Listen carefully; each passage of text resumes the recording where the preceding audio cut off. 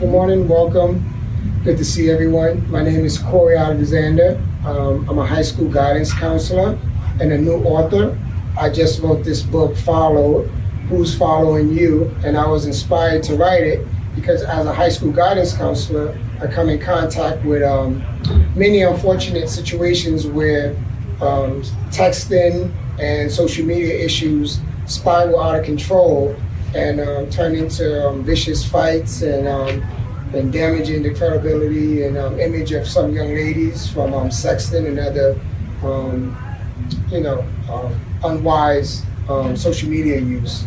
How I got started, just experiencing social media issues with my students. I worked at a middle school for 5 years, and I'm a high school guidance counselor for the last 5 years. I was also a dean of students at a Newark high school, and just the negative effect of social media on my students encouraged me to write the book.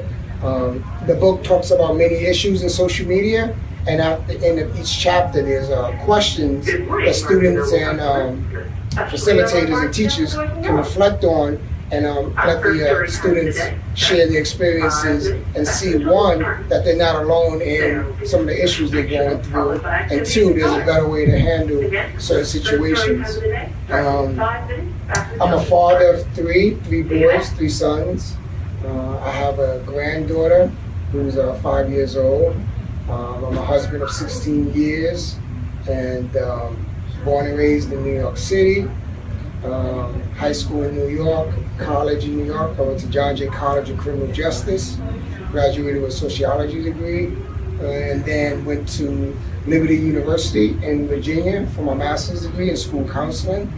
And one of the reasons this book came about is because I tried to create a mobile app, a chat app, that will not allow someone to screen shoot the image, which is causing a lot of problems because young ladies, unfortunately, are sharing sensitive information in the form of sexting to young men, and then they're sharing the image to other people. So the original idea, which birthed the book, was trying to make an app that would prevent that from happening. Unfortunately, Apple doesn't allow you to not allow a screenshot. So it wasn't something that I could technically do. So about the book, we focus on 5 subject areas. One is don't believe everything you see, right? So on social media, we know people present their best self to get attention. And so that can be harmful in many ways. We know that people post images, and as images lose shock value, someone has to do something more shocking to get our attention because so many things pull our attention, right? So recently there was an Instagram, a popular person on Instagram was called like the bikini model, the bikini mountain climber, and she would take pictures on like really popular mountains around the world in a bikini. So it would be like Mount St. Helen or Kilimanjaro or something like that, and she'll be in a bikini. And she recently died. She took a picture and fell off a cliff and died from exposure to the elements. And this is not uncommon. A lot of people try to take risky pictures to get more likes and follows, and unfortunately, it has caused them to die. It has caused kids to commit suicide, getting bullied online and things of that nature. And so one of the reasons was, kids have to not believe everything they see on social media and learn to decipher this information for themselves. Another reason is social media kindness. So in the book, Justin, who's the main character, he gets teased online in a scene with some Instagram posts, and no one comes to his defense. So he feels, ostracized, and his feelings are hurt, and now he doesn't want to go on social media anymore. But what we find is when people are rude to each other on social media, it's a lack of empathy. So no one comes to their friend's defense. And this is friends, so as Martin Luther King says, in the end, we will remember not the words of our enemies, but the silence of our friends. And so on social media, as in life, people are just trying to fit in. So no one is coming to their friend's defense on social media as well, which is causing a hardship. Another reason is physical safety. So what I noticed, I saw a special in 2020, and it was a guy who posed as a teenager and spoke to some young ladies online, and they never really met, and the young lady never was able to confirm who the person was on the other end. And so they set up a sting operation and with the parents and coordinated, watch how I have your daughter come meet me, having never met me. And so the parents signed on, and some of the parents said, my daughter had never come out, she'll never sneak out and meet a stranger. And there was 3 different occurrences in this special where the girl would come out when their parents were A, not at home, B, was asleep, or C, when they told their parents they were going to a friend's house. And so they got all of this on camera, and the parents would come out and jump out and was like, why would you do this? And things of that nature. And there's millions and millions of Facebook identities that's not really the person. There was also a sad story that a lady in another country was posing as a teenage girl using pictures and the language in text to have boyfriends in the States, and then pose as if she committed suicide as a practical joke to many young men in the States with an online relationship. And so that was really tragic. You also have people recording fights. So like we were speaking earlier, I'm a high school guidance counselor, and there was recently a fight in school. It was a really big fight with young ladies, and it all started from someone saying something in the comments of social media. And when I saw the video, it blew my mind, but you know, I'm not really surprised because this is the age we live in. People were recording the fight instead of breaking the fight up. So that really hurt. So I asked one of the young ladies, why didn't you break up the fight? And she was like, she couldn't say anything. I was like, what if it was you? When you want someone to break up the fight? And it's just all these people with their cameras out catching the fight while the teachers were trying to break up the fight. So I think social media, because we sit in a room and we're able to say anything without any blowback, one, we can have an anonymous name so no one really knows who we are. So some people could be really mean. And two, it's just a disconnect. So social media kind of, if it's not used properly, is on social media because you don't see each other anymore. You text instead of call, you FaceTime instead of meet up. And so I can't say it's doing more harm than good, but that's for everyone's personal opinion. I think it has to be managed to be properly, used, to create the greatest benefit. Because there are great things about social media, so I don't want to come across like the old man, get off my lawn preaching you shouldn't use it, it's evil. It just has to be managed well. You know, if you're a parent, you have to look at your children's phone, you have to know the passwords, you have to put some apps on the phone where you can turn it off at certain times, which I have with my 2 sons who are present. There's apps that allow you to turn the phone off so that they actually go to sleep when they're supposed to go to sleep. They're not using their phone during school. Kids in my school, they wear headphones all day and they walk like this all day looking at their phones. And so my kids go to school where they're not allowed to have their phones, thankfully, so they don't have to worry about that. Another thing, when the kids had the fight, as soon as they got their phone, they were texting everybody else about the fight. So it was like when we were trying to simmer the fight down, they were sparking it back up. And so, again, there's good and bad things, but we have to be careful. Another thing is stress and anxiety. People post something, and if they don't get enough likes, it can be stressful. In the book, the main character, Vanessa, she makes a post, and she doesn't get any likes. And she's really popular in the school, so she was befuddled on why she didn't get any likes. And then come to find out, the post didn't actually go live. So when she realized that that was a feeling that she didn't like experiencing, she was able to self-reflect and say, social media is not for me. Because if I had that much anxiety about a post getting likes, that's something that's controlling me and I'm not controlling it. So there's a lot of stress and anxiety with making posts and them not getting likes, and then friends feeling a certain way about their friendships because they're not getting supported on social media, which, how important is it if you and your friend hang out as opposed to them just liking a photo?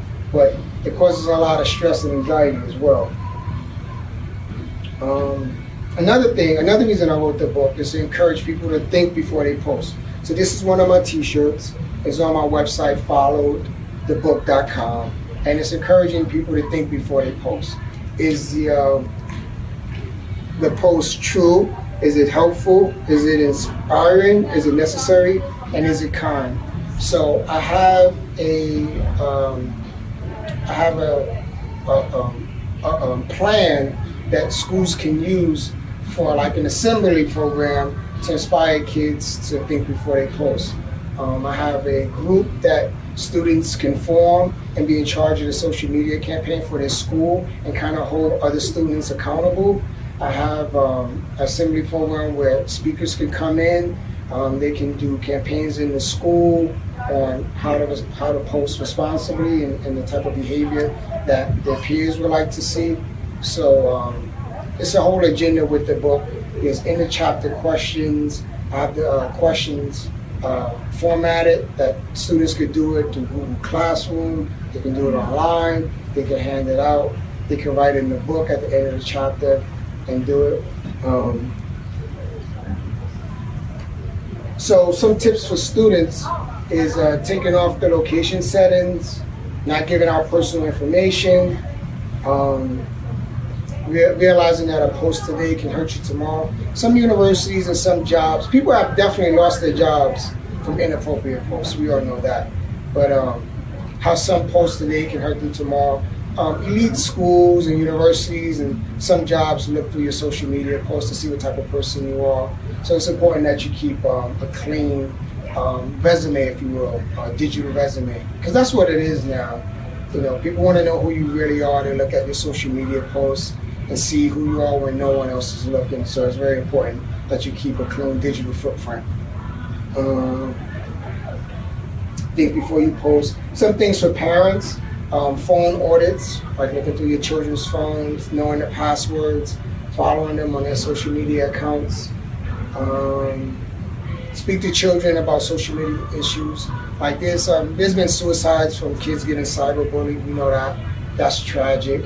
Like when this lady, the bikini model, fell to her death. That's something you could bring up just to talk to your kids, let them know and be aware that, be careful who you're following, being careful who influences you. Just like you would monitor what your children watch as a movie, right? You got PG-13, you got R movies. Just like you would let your child watch a movie that's rated a certain rating, we need to watch who our kids are following and who they're influenced by as well, because that's a big deal.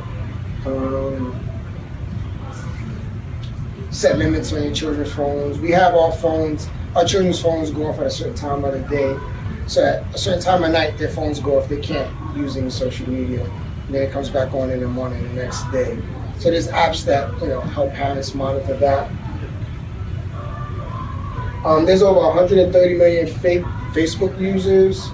65% of online sex offenders use social networking. 61% who report being bullied say it was because of their appearance. 30% reported that they have talked with a cyber stranger about meeting in person. And that's pretty scary, 30%. 3 out of 10 young people have talked about meeting up. And, this documentary that I saw, this guy posing as a teenager and the parents swearing that their daughter would never do it, met them. One girl actually in her short shorts and flip-flops got in a van, snuck out the house, and he just waved to come in and got in the van, having never met the guy. And the parents jumped from the back to startle her, like, what are you doing? give me your phone. And she was wrestling with the phone. She still, after doing that, after putting herself in that situation, she didn't even want to give up her phone then.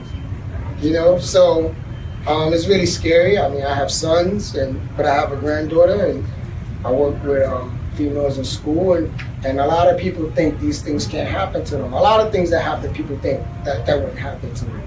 But this documentary was in New York, so this wasn't like somewhere where nothing's going on and they were just bored and did something. This is New York, where you would think they're really heady and smart and, you know, got an edge. So the fact that this happened in New York, and we're in the Northeast Corridor, is like, you know, this could happen to anyone.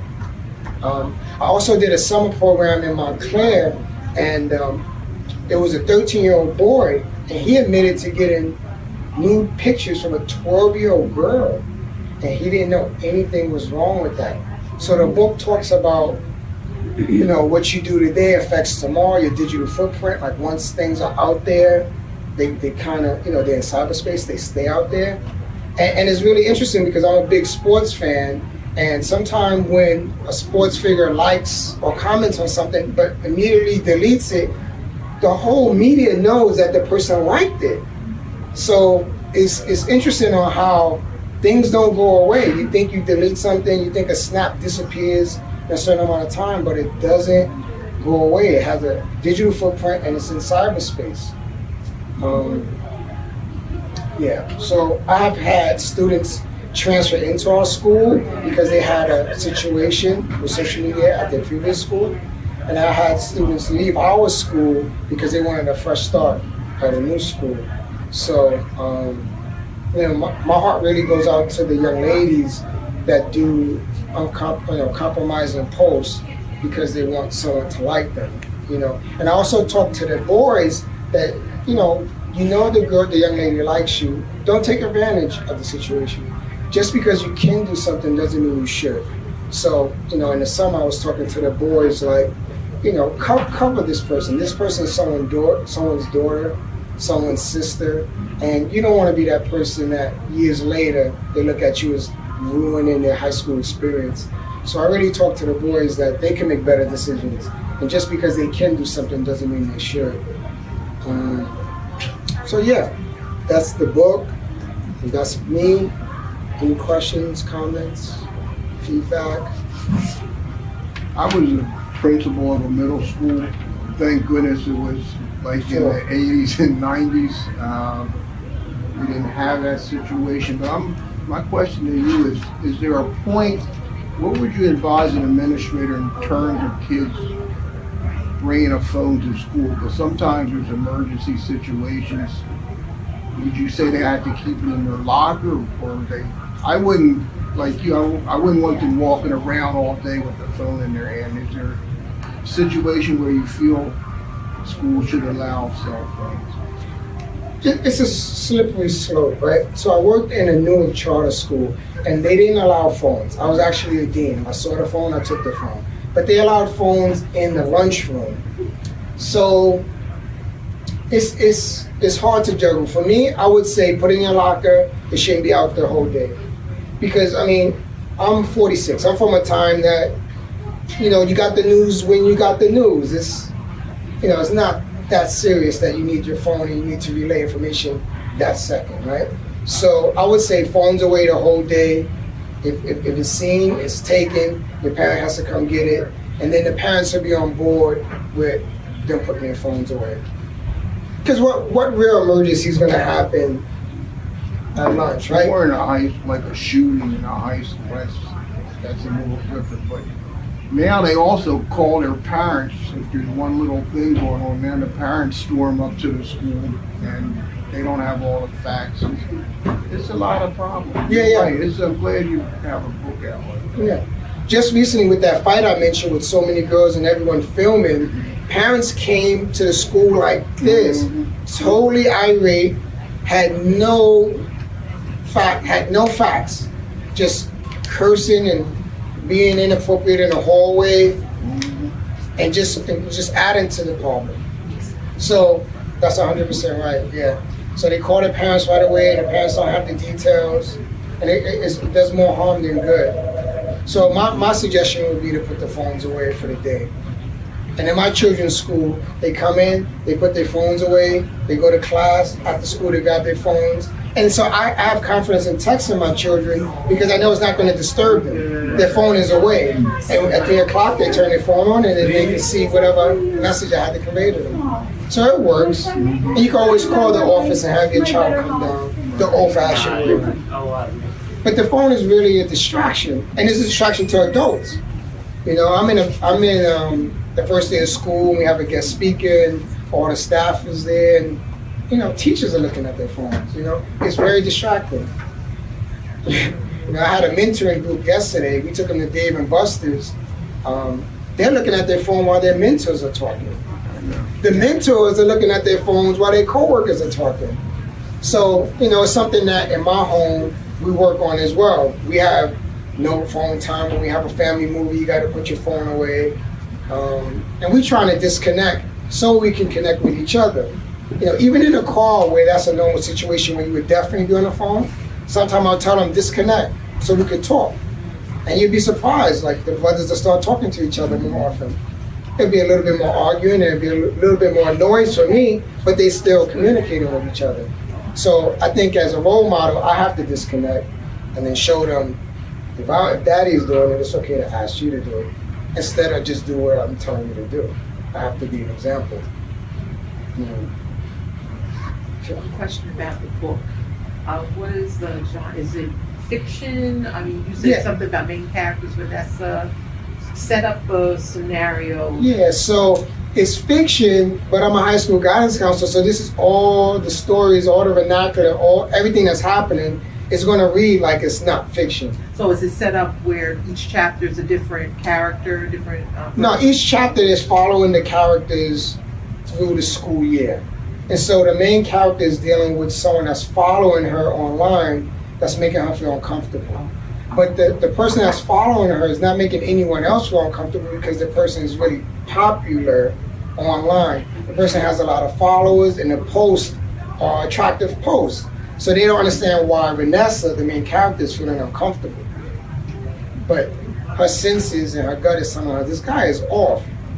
Now I can't tell you if it's really a guy, a girl, or blah, blah, blah, because that's a spoiler alert. You can just get the book and find out what really happens. But so it's following them through high school. So you're dealing with peer pressure, you're dealing with sex, you're dealing with social media issues. And Vanessa's dealing with her parents and juggling friendships. So it's pretty thorough as far as following high schoolers for the first year. And the second book, which is already done, but in post-production, follows them their sophomore year. And then I'm gonna have one following their junior year, senior year. And I get so many stories and scenarios in school. The characters feel like my students, but they compile of multiple students and conversations. So it's appropriate for middle school. Yeah, definitely. The age group is 12 to 16. That's the target. That's where I started my career in education, and I feel connected to them. And my sons were in middle school, and I wrote the book. And that's when they're trying to find themselves. And I feel like when they leave middle school with a strong foundation, they usually do well. That middle school years, turbulent. Yeah. Any other questions?